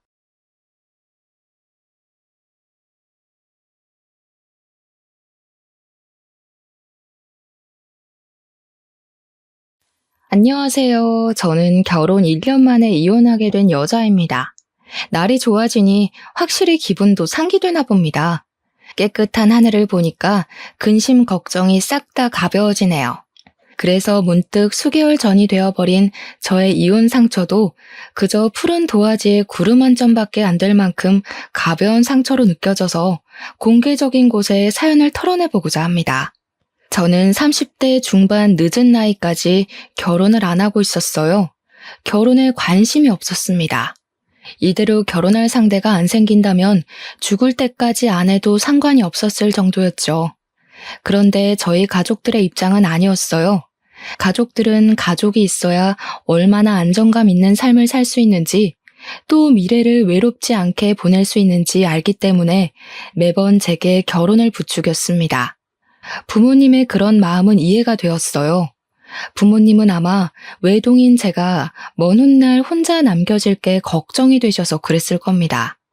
저도 그게 겁은 날 것 같지만 그렇다고 오지도 않은 날을 위해 원치 않는 삶을 준비하고 싶진 않았어요. 그만큼 아직 제가 마음의 준비가 안 되었다는 뜻이었겠죠. 그렇게 시간만 보냈다 보니까 저도 어느새 40살을 바라보는 나이가 되어갔고, 그럴수록 아빠가 유독 조급해했어요. 아빠가 제 걱정으로 잠 못 이루는 날이 많은 줄 몰랐는데 엄마가 한날 아빠 몰래 아빠가 제 걱정 많이 하고 있다고 말을 해주더라고요. 근데 그게 별다른 실행력으로 연결이 될 줄은 몰랐습니다. 어느 날 아빠가 갑자기 소개팅을 잡아왔더라고요. 다짜고짜 저더러 몇 날 몇 시 소개팅 잡아놨으니까 나가보라는 거 아니겠어요? 내 나이에 무슨 소개팅이야. 그런 건 더 젊고 어리거나 스펙이 좋은 여자들이나 해야지. 나는 나이도 많은데 그냥 평범한 월급쟁이잖아. 바로 차일걸? 일단 만나보고 생각하라니까. 그쪽에서 네가 무슨 일 하는지 몇 살인지 그런 기본 정보는 다 알고 있어. 언제까지 이렇게 애처럼 살 거야? 엄마 아빠가 평생 너랑 같이 살 줄 알아? 이미 잡은 소개팅이라고 하니 별 수 없었습니다. 아빠가 저의 비혼을 스트레스로 느낄 만큼 걱정하고 있다 하니까 소개팅이라도 나가는 수밖에 없었죠. 그렇게 해서 저는 오래간만에 아빠가 고른 남자와 만남을 갖게 되었어요. 남자랑 교제를 목적으로 약속을 가져본 건 오랜만이라 기분이 좀 이상했습니다. 아무튼 그렇게 만났던 소개팅남이 저와 결혼까지 가게 된 남편이에요. 저와 남편은 미치게 좋아서 만났다기보다는 굳이 마음 안 맞는 부분이 없어서 계속 사귀었던 거고, 양갓집에서 하도 결혼을 재촉하니까 반개월 만에 결혼을 결정했던 거였어요. 마음이 아예 없었던 건 아니라서 남편도 저도 결혼에 대해 거부감은 없었죠. 우리 둘 다 비혼주의가 강력했던 입장이 아니라 당연히 인연이 생기면 결혼할 생각이 있었으니까요. 저희가 결혼한다고 하니 혼수랑 예단은 양갓집에서 알아서 다 해주셨습니다. 저희보다 더 신이 난 양가 집안 어른들을 보면서 저랑 남편은 부모님들께 여태 효도랍시고 해드렸던 건 별것도 아니었구나 싶었어요. 이제야 효도를 하는 것 같아 나름 뿌듯했었네요. 어쨌든 저희는 만난 지 반개월밖에 안 되었는데 얼떨결에 결혼까지 하게 되었습니다. 주변에서는 저더러 정신 나갔다고 하지만 저는 꼭 그렇게 생각하지도 않았어요. 미치게 사랑해서 결혼해도 이혼하는 사람들이 태반인데 저랑 남편은 서로 덜 사랑했으니 사람을 더 객관적으로 보고 판단할 수 있었다고 봤거든요. 애초에 남편이랑 저는 서로한테 콩깍지가 없어서 서로에 대해 착각할 이미지 따위도 없었다는 겁니다. 일부러 무언가를 안 보여주려고 숨기는 게 아닌 이상 말이죠. 그래서 저는 제 결혼 생활이 감히 평범하고 행복할 거라고 자신했어요. 남편이 제 사생활, 우리 부부 영역을 방해하지 않는 선에서 가지는 시간은 남편만의 자유라고 생각했고, 남편 또한 제 개인적인 영역을 터치하지 않기로 저희는 합의도 봤습니다. 이런 건 서로 덜 사랑이기 때문에 덜 집착할 수 있어서 가능했다고 생각했어요. 이렇게만 존중하고 산다면 당연히 갈등 횟수는 자연스레 적을 수밖에 없다고 봤죠. 그런데 신혼여행 날부터 본의 아니게 당황스러운 상황을 목격했는데요. 그로 인해 제가 살짝 역정을 냈었어요. 남편이 씻지도 않고 침대에 눕더라고요. 씻고 누우라니까 피곤한 목소리를 하면서 저보고 먼저 씻으라대요. 그렇게 피곤하면 먼저 씻고 나와서 먼저 자라고 했거든요. 그런데 그건 곧 죽어도 싫다더라고요. 이유는 단지 피곤해서였어요. 할 수 없이 제가 먼저 씻었습니다. 남편 피곤할 테니까 배려해서 일부러 서둘러 씻고 나왔어요. 그런데 남편 상태가 어땠는지 아시나요? 그 더러운 몸뚱어리로 이불을 돌돌 감아서 자고 있는 거 아니겠습니까? 심지어 이미 잠옷으로 갈아입은 채 말이죠. 잠옷으로 갈아입을 정신이 있었으면 먼저 씻으러 갈 것이지. 우리가 좀 오래 돌아다니긴 해서 피곤한 건 이해하겠는데 그렇기 때문에 더 씻고 자야 된다고 생각했거든요. 바깥 먼지도 둘러쓰고 땀도 흘렸단 말입니다. 그런데 남편은 찝찝하지도 않은지 그대로 잠들어 버렸더라고요. 제가 깨워도 꼼짝도 안 할 만큼 기절해버린 거 아니겠습니까? 일부러 안 일어나려는 것 같기도 했어요. 나중엔 결국 제풀에 지쳐서 저도 포기해버렸어요. 피곤하니까 어쩔 수 없다 생각하고 남편을 이해해줬죠. 근데 남편이 다음날도 샤워를 안 하고 그냥 누우려고 하더라고요. 그건 좀 아닌 것 같아서 제가 필사적으로 침대를 막아섰습니다. 또 안 씻으려고? 좀 씻어. 어제도 안 씻었잖아. 찝찝하지도 않아? 자기한테서 땀냄새 엄청 나거든? 에이, 무슨 땀냄새가 난다고 그래. 가는 곳마다 에어컨 있어서 땀 생겨도 금방 다 증발해버렸는데. 지금도 만져봐봐. 안 끈적거리잖아. 과연 안 끈적거렸을까요? 어제 누적된 땀까지 곁들여져 사람 가죽이 아닌 다른 걸 만지는 기분까지 들었어요. 그 상태로 저를 안아주려고 해서 제가 진심으로 잔소리를 했더니 그제야 저한테 양보해주겠다는 듯 씻으러 가더라고요. 아무리 피곤해도 그렇지 땀 흘리고 샤워 안 하는 건 상대방에 대해 예의 없는 거 아닌가? 가는 동안에도 귀찮다고 얼마나 툴툴거렸는지 몰라요. 남편이 저렇게까지 귀찮아하는 모습은 처음 봤을 정도였습니다. 신혼여행 일주일 내내 제가 남편한테 씻으라는 말을 몇 번이나 했는지 모르겠어요. 연애 때는 전혀 그런 적 없었거든요. 물론 우리가 같이 해외여행을 갔을 만큼 장기간 연애를 해본 건 아니라서 원래 이런 사람인데 제가 몰랐을 수도 있어요. 그래서 남편한테 원래 그리 잘 안 씻냐고 직설적으로 물어봤는데요. 씻지 왜 안 씻어? 사람이 안 씻고 어떻게 사냐? 네 반응이 재밌어서 괜히 장난치려고 그러는 거야.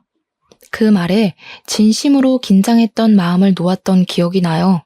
남편이 정말 잘 안 씻는 게으름뱅이일까봐 얼마나 놀랐다고요.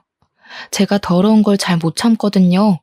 더 명확히 말하자면 깔끔한 사람을 좋아해요. 근데 남편이 평소 차림새가 참 깔끔해서 제가 많이 좋아했었어요. 그건 남편과 결혼하기 전까지 반개월 연애하면서 제가 많이 칭찬해줬던 부분입니다. 그래서 남편이 신혼여행 오자마자 갑자기 색다른 면모를 보여주길래 당연히 진짜 모습이란 생각을 못했죠. 그렇게 깔끔하던 사람이 순식간에 더러워지다니 단순히 신혼여행만의 문제라 생각하며 신혼여행 다녀오고 나서 남편 등짝을 한번 패주는 걸로 그 문제를 넘겼습니다. 그런데 혼란스럽게도 남편은 신혼여행 이후로도 더러운 짓을 멈추질 못했어요. 제 반응이 재밌다는 걸 핑계로 일부러 더 더러운 짓을 계속 자처했습니다. 그때마다 제가 남편을 질책하면 남편은 그저 미안하다고 실실 웃을 뿐이었죠. 그래도 그때까지는 여전히 남편이 장난치는 거라 생각했었어요. 그러나 본격적인 부부 생활을 시작하면서 저는 남편이 씻는 것에 진심으로 게으르단 걸 알게 되었습니다. 제 반응 때문에 장난치는 것이 아니라 제 반응을 핑계대면서 진짜 귀찮아하는 것이란 걸 눈치챘단 거죠. 어느 날 하루였어요. 남편이 자기 전에 화장실을 다녀오는데 회색 바지에 물기를 묻혀온 겁니다. 심지어 손을 바지에 벅벅 닦으면서 들어오더라고요. 잠자리를 준비하던 저는 남편을 보면서 순간적으로 몸을 일으켰어요. 바지 앞에 물 뭐야? 설마 소변 아니지? 설마 다 큰 어른이 그렇게까지 칠칠 맞은 짓을 했을까? 손 씻다가 흘린 거야? 소변 맞는데? 실수로 좀 묻었어. 여자들은 모르는 남자만의 고민이야. 이런 건 예민한 부분이니까 웬만하면 지적하지 말아줘. 남편은 뭐가 그리 재밌는지 키들거리며 침대로 올라오려고 했어요. 저는 진심으로 너무 더러워서 머리털이 솟는 기분이었습니다. 얼른 일어나 남편이 침대에 못 올라오게 막았어요. 아까 손을 바지에 닦는 것 보니까 손도 안 씻은 것 같더라고요. 저는 남편을 방 밖으로 떠밀면서 가서 씻고 오라고, 안 그럼 밖에서 자게 할 거라고 내쫓아 버렸어요. 그랬더니 남편이 피곤했는지 살짝 귀찮아 하더라고요. 약간 짜증나 있는 것 같기도 했습니다. 결혼까지 해놓고 왜 이제 와서 유난이야. 더 이상 서로 잘 보이려고 안 해도 되잖아. 우리 이젠 좀 편하게 살자. 나도 너 약점 다 눈 감아 줄게. 뭘? 이건 약점이 아니라 기본 예의거든? 네가 이렇게 소변 묻히고 다니는 거 언제 나한테 보여준 적 있냐? 보고 싶지도 않은데 지금 본 것도 진짜 너무 충격적이거든? 내가 말 안 했었나? 나 손 안 씻고 네 손 잡은 적은 많은데 어쩐지 좋다고 잘만 잡길래 그런 거 거부감 없는 줄 알았네. 그 말에 제가 대꾸도 못하고 충격받고 있으니까 남편이 저를 보곤 웃음을 빵 터트리더라고요. 그러면서 저보고 자기가 손 씻었는지 안 씻었는지 모르지 않았냐면서 아주 적반하장으로 나오는 겁니다. 진심으로 기분 상한 내 표정은 보이지도 않는지 남편은 손을 씻고 방에 들어가 누울 때까지도 낄낄거렸어요. 일단 이미 지나버린 일이니까 앞으로 주의시키는 게 더 중요하다고 생각해서 저는 남편에게 확실히 제 의사를 말했어요. 그리고 저는 이날의 악몽이 겨우 불길함의 시작이었다는 게 아직도 충격입니다. 쎄한 기분에 시동이 걸리더니 시간이 갈수록 남편은 잘 안 씻는 걸로 모자라 그냥 위생 상태가 개쓰레기급이라는 걸 스스로 증명해 나갔어요. 제가 결혼한 사람이 맞나 싶을 정도로 낯설었습니다. 어째 같이 살면 살수록 모르는 이 같아지는 건지 참 알 수 없는 일이었죠. 남편은 대변도 깔끔하게 못 닦아서 이상한 냄새를 달고 다녔고 희한할 정도로 옷을 잘 안 갈아입었습니다. 그리고 신혼여행 때처럼 땀을 흘리더라도 식어버리면 샤워를 안 하는 거는 물론 하다못해 발조차도 안 씻었어요. 그래서 남편이 지나다니는 곳마다 발냄새가 온 바닥에 찍혀서 향이 진동을 합니다. 제가 씻으라고 잔소리를 해도 그때뿐이었어요. 남편이 알겠다고 해놓고 저 안 보는 사이 자버리거나 씻었다고 거짓말을 치면서 냄새를 맡아보라 장난을 칩니다. 장난도 한두 번이지 사람 예민한 문제를 갖고 계속 건들면 화가 나기만 하잖아요. 언제는 시모가 우리 집을 방문했었는데요. 그날 남편도 있었어요. 마침 남편이 발톱 갖고는 손이랑 발을 안 씻고 자꾸 다른 물건을 만지더라고요. 그래서 잘 됐다 싶어 제가 약간 장난식으로 시모한테 남편 발 좀 씻으라고 말해달라 했거든요. 사람 사는 게 다 저렇지 뭘 그러니. 난 물건 만지는 것도 아니고 가족 건데 너 벌써 남편 머리 위에 서려고 기강 잡는 거냐? 아무리 가족이라도 남편은 발에 무좀도 있어서 냄새가 더 심하단 말이에요. 근데 그걸 씻지도 않고 그 손으로 이것저것 만진다고 생각해 보세요. 다들 가족이란 이유만으로 이거 다 포용해 주나요? 저는 이때 시모가 남편을 너무 감싸고 돌길래 굉장히 뻘쭘해서 입을 다물어 버렸지만 시간이 좀 지나서 생각해 보니 아무래도 시모 마인드가 이해하기 어려웠어요. 아들이면 악취고 뭐고 다 예뻐 보이는 건가? 대체 자식의 사랑은 어디까지 뻗칠 수 있는 건가? 그런 생각을 했었습니다. 남편의 문제는 늘 심각하다 느끼고 있었지만 제가 언제 가장 심각함을 느꼈냐면요. 아무래도 신혼집이니까 저희가 집들이를 해야 했거든요. 각자 친구들을 초대했는데 남편 친구들은 잘 왔다가 갔어요. 그런데 제 친구들이 기분 좋게 집을 찾아온 날 사달이 나고 말았습니다. 다들 저희 집을 들어오자마자 갑자기 표정이 이상해지더라고요. 그러면서 신발장 앞에서 주춤거리는 겁니다. 이런 말하기 미안한데 왜 집에서 외국인 암내가 나니? 나 이런 냄새 중국에서 교환학생 다닐 때 지하철에서 맡아본 것 같은데? 야, 여기서 어떻게 살고 있어? 진심으로 토할 것 같아. 그냥 나가서 집들이 하면 안 되겠니? 친구들 반응 때문에 제가 얼마나 당황했는지 모릅니다. 친구들은 집안에서 진동하는 액취증 냄새 때문에 마치 남의 겨드랑이에 파묻혀 있는 것 같다면서 급기야 한 친구는 숨쉬기 어렵다고 못 참고 나가버렸어요. 결국 환기 다 될 때까지 우리 집에 아무도 못 들어가겠다는 사태가 벌어지고 말았습니다. 저보고 괜찮냐고 묻는 친구들에게 저는 견딜만 하다고 어색하게 웃어 보일 수밖에 없었어요. 사실 저는 악취가 나는지도 잘 모르고 있었습니다. 일단은 냄새가 심하다고 하니 창문을 열고 급히 환기를 시켰어요. 그동안의 2시간가량은 친구들을 데리고 밖에서 놀아야 했죠. 제가 그때 얼마나 쪽팔렸는지 몰라요. 창문 열고 바람 냄새 맡다가 거실 안으로 들어가니까 묘하게 액취증 냄새가 나긴 나더라고요. 근데 사실 긴가민가 했었어요. 근데 저는 긴가민가하게만 느껴졌다는 것이 더 화가 나더라고요. 친구들은 숨을 못 쉴 만큼 괴로웠던 냄새라는데 저는 그 냄새에 익숙해져서 몰랐다는 거잖아요. 그 정도로 그 더러운 냄새에 적응된 제 자신이 너무 끔찍했습니다. 언젠가는 그 냄새가 곧 제 냄새가 될 수도 있는 거고 저도 모르는 사이 제 주변 사람들에게 안 씻었다고 억울한 누명을 쓸 수도 있는 거 아닙니까? 생각만 해도 기분 나쁘고 충격이었어요. 별거 아닌 것 같아 보이지만 집안에 존재하는 모든 것에 이상한 냄새가 밴다고 생각해 보세요. 이거 생각 외로 골치 아픈 문제입니다. 아무튼 환기가 되긴 했어도 가구들의 배인 냄새까진 어쩔 수 없어서 친구들은 잔잔한 액취증 냄새를 계속 느껴야 했습니다. 그 때문에 저희는 제대로 된 술자리를 갖지 못했어요. 친구들이 음식에서 액취증 냄새가 나는 기분이라면서 입맛이 뚝 떨어진다고 하더라고요. 저 같아도 음식 먹는데 겨드랑이가 떠오르면 입맛이 없어질 것 같거든요. 친구들이 대체 이런 냄새 왜 나는 거냐고 저한테 조심스레 물어보기도 했는데요.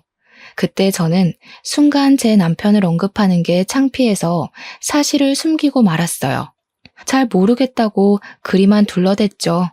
그러니 친구들은 장난친다고 혹시 외국인 우렁각시 사는 거 아니냐, 외국인 하숙생 있는 거 아니냐, 남편이 외국인 아니냐, 온갖 외국인 얘기를 다 갖다 붙였습니다. 저도 부산에 놀러가서 해운대의 한 실내 공간에서 외국인 특유의 겨드랑이 체향을 맡아본 적이 있거든요. 그들이 있던 공간에만 들어가도 그 냄새가 가득하더라고요. 친구들이 대충 무슨 기분을 느끼고 있는지 알 것 같았어요. 그래서 우리 집에 오래 있다가 가라는 말도 할 수가 없었습니다. 저는 결국 악취 때문에 집들이를 망치게 되는 사태까지 벌어졌어요. 그렇게 씻어달라 부탁했던 남편은 친구들이 집들이 온다고 했던 그날도 씻지 않았습니다. 퇴근하고 집에 들어오자마자 남편은 친구들한테 인사만 하고서 바로 안방에 들어갔어요. 아마 또 씻지 않은 몸으로 침대에 올라가 누웠겠죠. 상상만 해도 이미 저의 한계치가 턱 끝까지 차올랐습니다. 그 시점 안방에 있던 남편이 코미디 프로그램을 보면서 웃는 목소리가 들리더라고요. 더는 못 참겠던 저는 한 소리 하기 위해서 안방으로 향했어요. 문을 열었더니 남편이 무좀 걸린 발을 긁으며 그 손으로 리모컨 만지는 걸 목격했습니다. 저를 본 남편은 친구들 잘 보내줬냐고 속 편한 소리만 해댔어요. 저는 이대로는 더 이상 변화가 없을 것 같아서 결국 남편한테 최후의 선언을 하였어요. 아무래도 당신 좀 심한 것 같다. 이렇게 살다간 나까지 후각이 고장날 것 같아. 당신 병원에 날 잡아서 액취증 수술하러 가자. 뭐? 뭔 수술? 내가 수술을 왜 해? 나 얼마나 건강한데. 그리고 쓸데없이 겨드랑이 뭐하러 수술하냐? 돈이 남아 돌아? 사람 죽는 것보단 돈이 빠듯한 게 나아. 지금 이 방에도 악취가 진동을 한다고. 내 친구들이 오죽했으면 우리 집에 외국인 사냐고 물었겠어. 그 와중에 남편이 무좀을 얼마나 긁었으면 까만 이불에 발에서 떨어진 각질들이 나뒹굴고 있었습니다. 그마저도 제 눈에 엄청 거슬렸어요. 남편은 혼자 쓰는 침대도 아니면서 꼭 한 번씩 저런 식으로 이불에 더러운 짓을 저질렀습니다. 제발 무좀 관리도 좀 받아. 무좀도 배우자한테 옮길 수 있다는 거 몰라? 그리고 더럽게 왜 자꾸 잠자는 자리에서 발을 긁고 난리야. 당신 때문에 나까지 무좀 옮으면 나 진짜 집 나가버린다. 제가 악에 받쳐서 소리치자 남편은 그제야 자기 발 각질 때문에 그러냐면서 이불 위에 있는 이물질을 탈탈 털어서 바닥으로 죄다 떨어뜨렸습니다. 그 모습을 보는데 정말 기가 막혀서 말이 안 나오더라고요. 내가 안 씻어서 그런 거지 수술은 뭔 수술이야. 나도 누구 만나거나 필요할 땐 씻어. 특히 양치는 매일 하고 있고 한 번씩 사우나 가고 싶으면 씻고. 그게 다야? 고작 그런 걸로 떳떳하다 자랑하는 거냐? 다른 사람들은 매일 씻는 걸 도대체 당신은 왜 못해? 매일 씻는 건 상식이라고. 그거 다 편견이야. 나 봐. 매일 안 씻어도 엄청 건강하잖아. 그리고 씻어봤자 일하러 가면 5명 보는 게 다인데 뭐하러 굳이 때 빼고 광내겠어? 남편은 부동산 사무실에서 일하고 있습니다. 찾아오는 사람이 그리 많지 않아서 출근하면 잠만 잔다는 걸 우연히 들었어요. 남편이 복장은 깔끔하게 입는 편이라 사람들이 겉으로 보기엔 멀쩡한 줄 압니다. 향수를 얼마나 뒤집어 쓰고 다니는지 악취가 느껴지기 전에 향수 냄새에 놀라서 코를 막을 정도로 뿌려서 남편과 철썩 붙어있지 않는 한 웬만큼 냄새는 또 안 느껴지더라고요. 네 남편 냄새 난다고 동네방네 소문나는 것도 짜증나지만 한편으론 아무도 모르고 저만 길길이 날뛰는 것이 억울하기도 했습니다. 왠지 제가 예민해서 남편을 못 살게 구는 것처럼 비치는 것 같았거든요. 날 위해서 노력해줄 순 없는 거야? 내가 당신이랑 아무것도 못하겠다잖아. 우리 신혼인데 이게 뭐냐고. 날 아내로 생각한다면 수술 받고 무좀 약도 타먹고 노력하는 척이라도 좀 해. 갈수록 피곤하게 왜 그러냐. 우리 애초에 벗겨질 콩깍지도 없던 사이 아니었어? 나한테 실망할 것도 없는데 뭘 그렇게 몸서리를 치는데.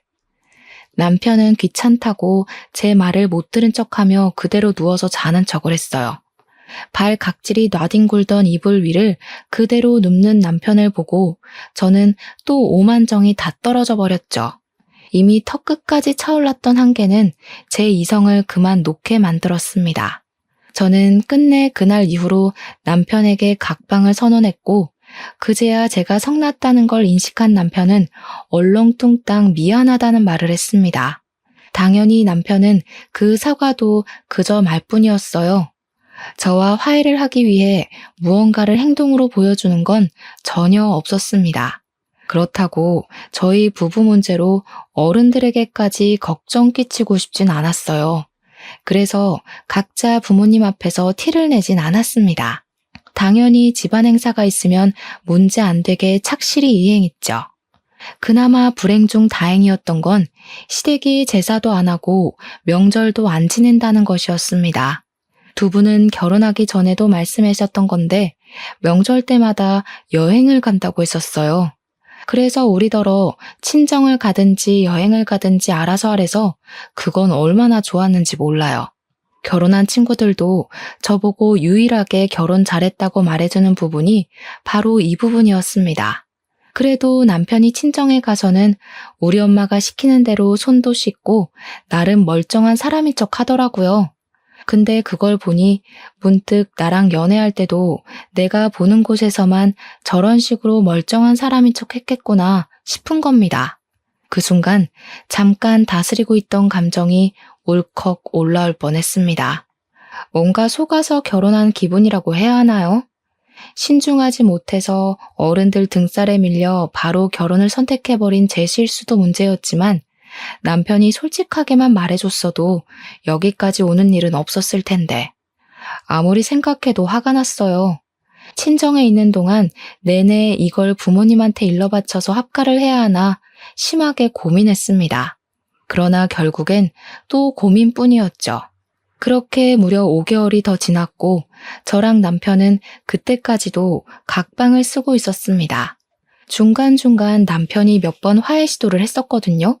그런데 그때마다 제가 의견을 굽히지 않고 수술하라 했더니 남편이 끝까지 수술은 하기 싫다고 하더라고요. 자기는 그 정도로 심각한 사람이 아니래요.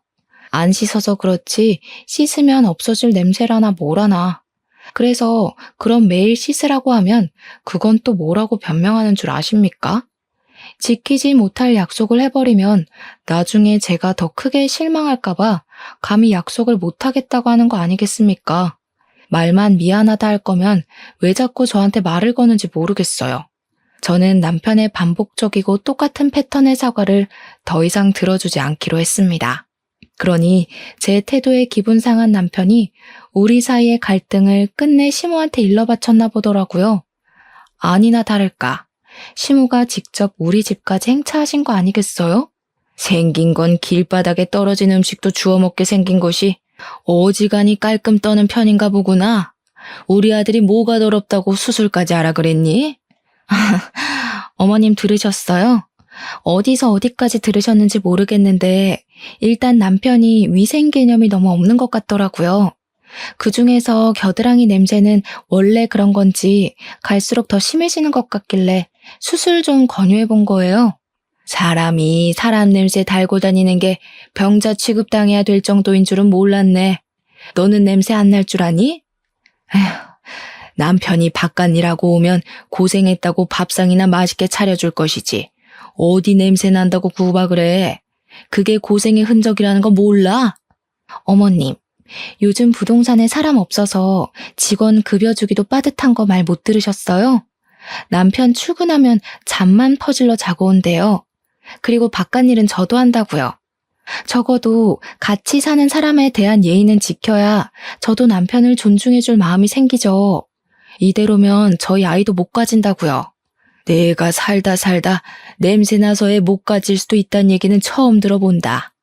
괜히 네 몸 어디 문제 있는 걸 내 아들 핑계대면서 슬금슬금 밑밥 가는 거 아니니? 대화의 전개가 왜 이렇게 연결됐는지 잘 모르겠지만 시모는 뜬금없이 제 불임을 의심했습니다. 어떻게 결혼한 지 1년이 다 되었는데 아이 소식이 없냐고 저를 타박하기 시작했죠. 그런 시모를 보니까 뭐든 그냥 제 문제로 만들려고 하는 못된 신부가 보였어요. 그래서 솔직하게 말씀드렸어요. 자기 아들 문제는 자꾸 회피하시는 것 같길래 그 이유를 언급하면서요. 남편이 더러워서 각방 쓴 지 오래됐어요. 남편 옆에만 누우면 저절로 구역질이 나오려고 해서 도저히 한 입을 못 덮겠더라고요. 그런 사람이랑 아이를 어떻게 만들어요? 아기 씨가 이미 남편 몸 안에서 다 죽었겠어요. 또 몸은 얼마나 긁어대는지. 저희 방 이불 까만색인데 하얀 가루가 드글드글해요. 지금 보러 가실래요?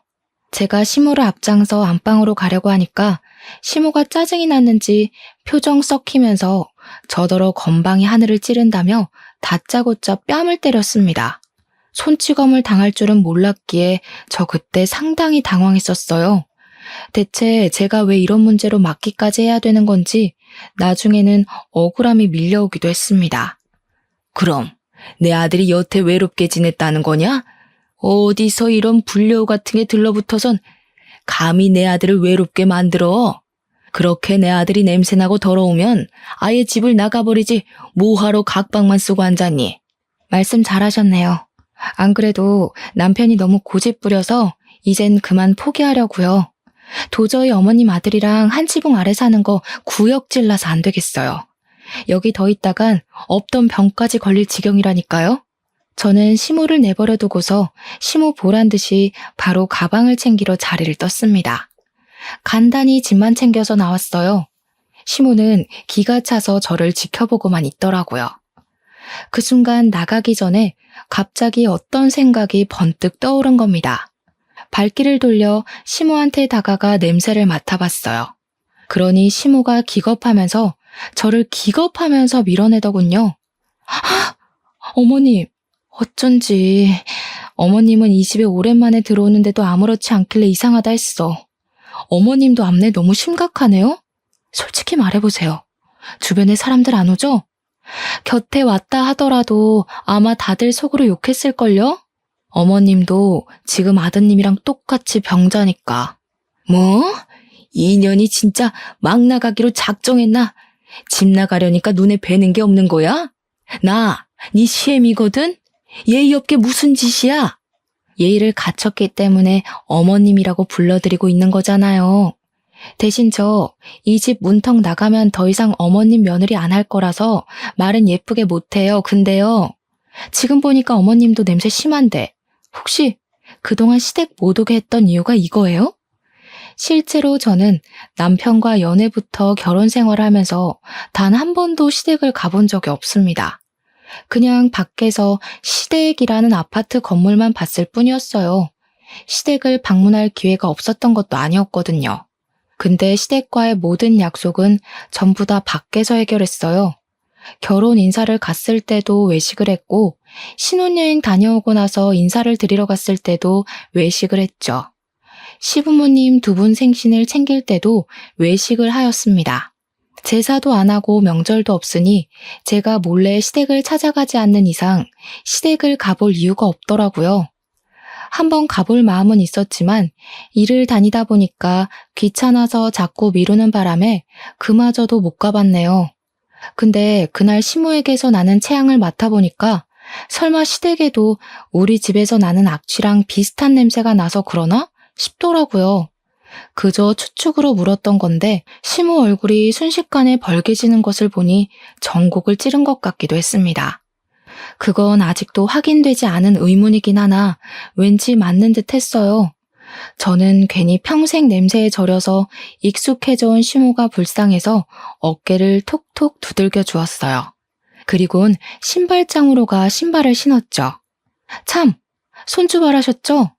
어디서 들었는데 액취증이 유전 가능성 높다더라고요. 저 절대 어머님 집안 혈육 안 낳아줄 거예요. 애 불행하게 만들 일 있어요? 제가 볼 땐 어머님 아들은 함부로 방생하면 안 될 것 같아요. 그냥 병자 아들 끼고 끼리끼리 사세요. 괜히 남의 집 딸내미 건강 망쳐서 원망사지 마시고요. 저의 마지막 인사말에 시모는 더 이상 참지 못하고 제게 달려왔는데요. 저 얼른 현관을 빠져나와 문을 닫아버렸습니다. 계단을 뛰어내려와 버렸죠. 실내에서 시모의 목소리가 얼마나 쩌렁쩌렁하게 울리던지 그렇게 그 집을 탈출하게 되었어요. 원래는 그날 이혼을 할 생각은 아니었거든요. 남편이랑 언제 진지하게 이혼 얘기를 해볼까 날짜를 정하고 있었을 뿐이었어요. 근데 마침 시모가 찾아와서 제 속을 들들 볶아주는 덕에 무작정 저질러버린 거였죠. 어쨌든 그날 친정으로 가자마자 남편한테 곱게 합의이혼하자고 문자를 보냈어요.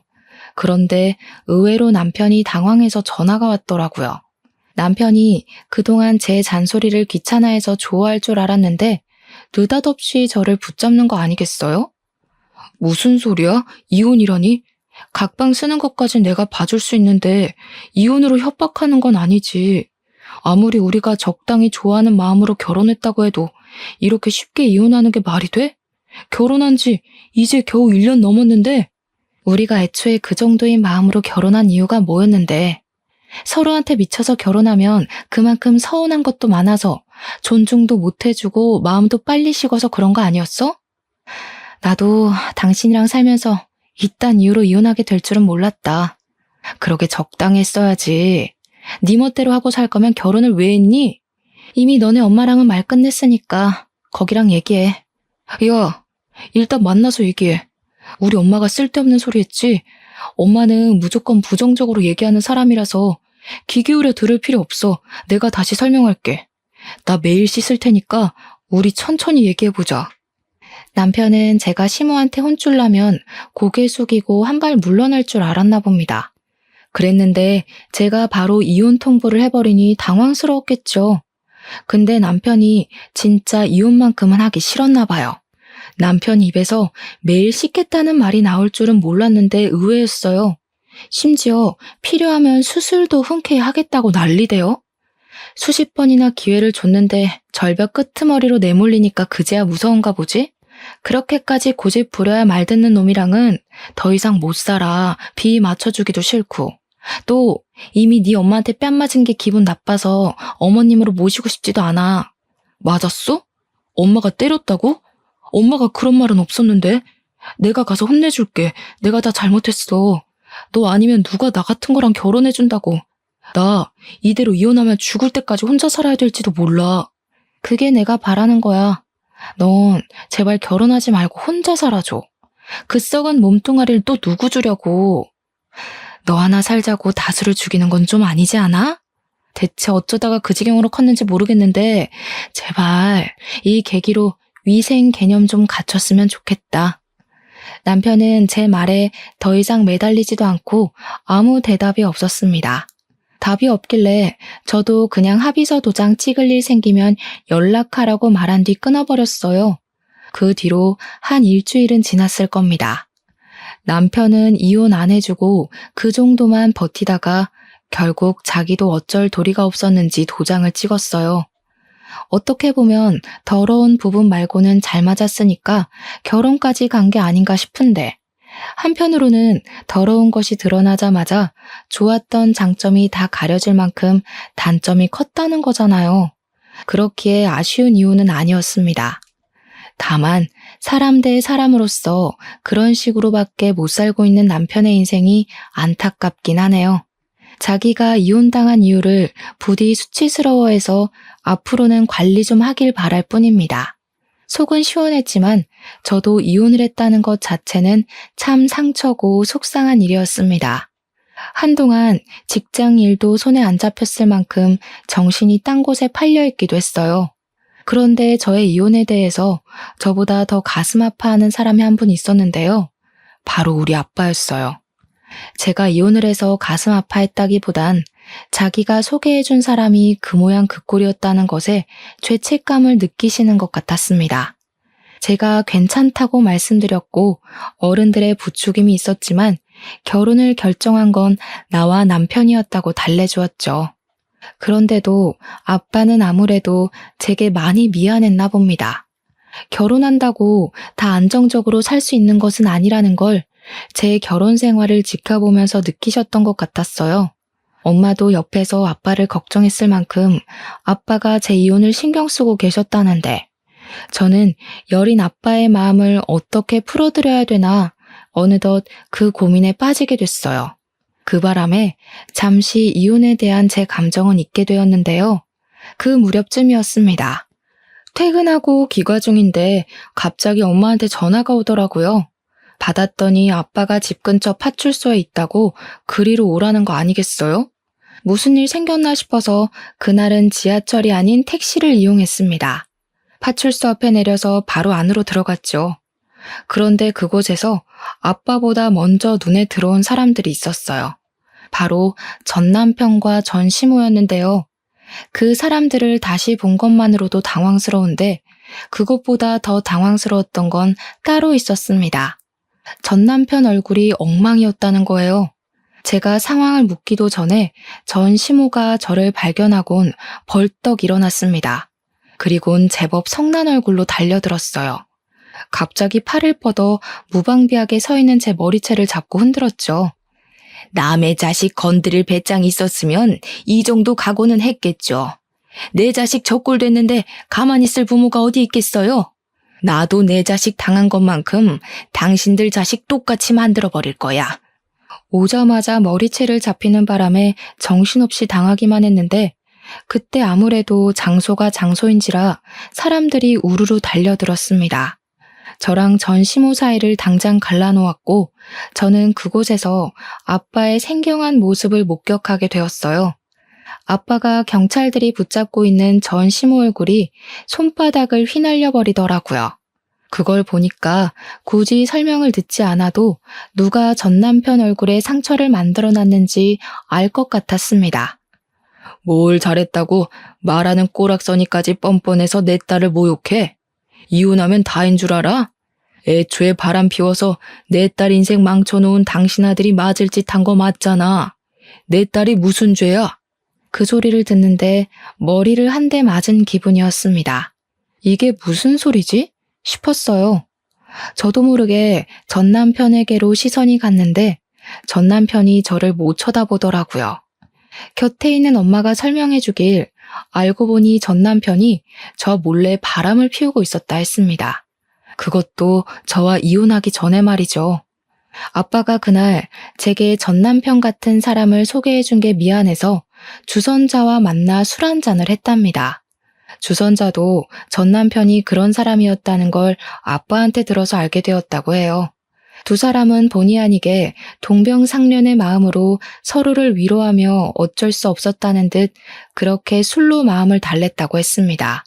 그리고 자리를 마무리해 그 주선자를 먼저 택시에 태워보낸 아빠는 다음 택시를 잡으려고 했대요. 그때 우연히 전 남편을 보았다는 겁니다.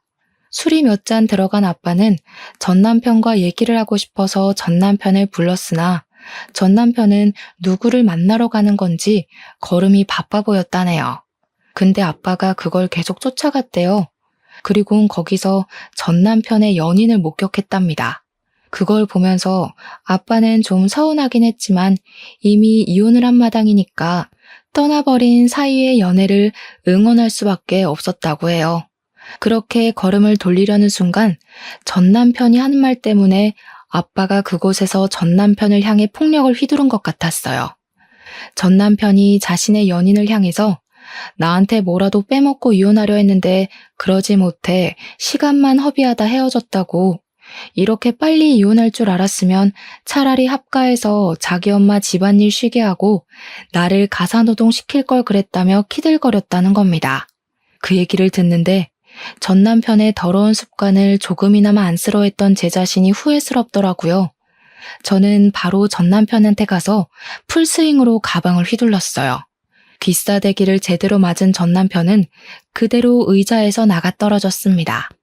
나도 너처럼 더러운 새끼랑 사느라 손해만 봤는데 돈도 못 받고 이혼해서 억울하더라. 야, 고맙다.